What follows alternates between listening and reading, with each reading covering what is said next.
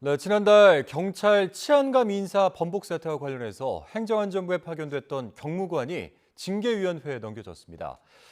대통령실과 협의된 최종 인사안인지 제대로 확인하지 않은 채 경찰청에 전달해 이런 혼란을 초래했다는 건데 행안부는 이게 이 경찰국이 필요한 이유라고 꼬집었습니다. 전준형 기자입니다. 지난달 21일 오후 7시가 넘은 시각 돌연 경찰청이 치안감 인사를 발표했습니다. 사전 예고도 없이 갑작스럽게 이루어진 이례적인 경찰 고위직 인사였는데 불과 2시간 만에 다시 번복됐습니다.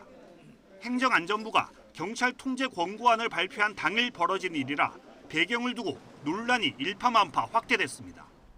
결국 경찰 고위직 인사권을 행안부 장관이 틀어지고 정권의 입맛에 맞게 길들일 우려가 높다는 것입니다. 이게 현실화된다면 경찰 지휘부는 행안부 눈치만 보다가 이상민 행안부 장관은 경찰청이 대통령 결재 전 자체적으로 먼저 공지해 이 사달이 났다고 맹비난했고 아마 경찰청 안에서 그 기한을 만드는 과정에서 착오가 있었던 것 같고요. 대통령님은 나중에 확인해 보시면 알겠지만 10시 좀 전에 결재를 한 번 하셨고요. 윤석열 대통령도 국기문란이라는 단어까지 써가며 경찰 기강 잡기에 나섰습니다. 아주 중대한 국기문란 아니면은 이거는 어이없는 공무원으로서 할 수 없는 그런 과오라고 볼 수 있습니다. 당시 행안부와 의사소통이 제대로 되지 않은 게 원인이라고 해명했던 경찰청은 행안부의 치안정책관으로 파견됐던 임모 경무관을 최근 징계위원회에 넘겼습니다.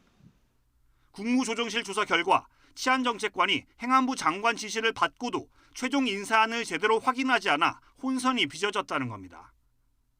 경찰청은 당시 장관 지시가 인사를 차질 없도록 진행하라는 거였다며 장관이 치안정책관과 인사안을 공유한 적은 없는 것으로 조사됐다고도 덧붙였습니다. 이에 대해 행안부는 치안정책관이 경찰청에서 파견돼 이런 일이 발생했다고 꼬집었습니다. 바로 이런 게 행안부 안에 경찰 관련 조직을 만들어야 하는 이유라며 경찰국 설치 필요성도 거듭 강조했습니다. 경찰청은 총경급인 인사 담당관과 홍보 담당관도 내부 협의를 성실하게 하지 않았다며 직권 경고했습니다. 또 행안부 파견 치안정책관과 경찰청 인사 담당관은 올해 하반기에 인사 조치할 방침입니다. YTN 전준영입니다.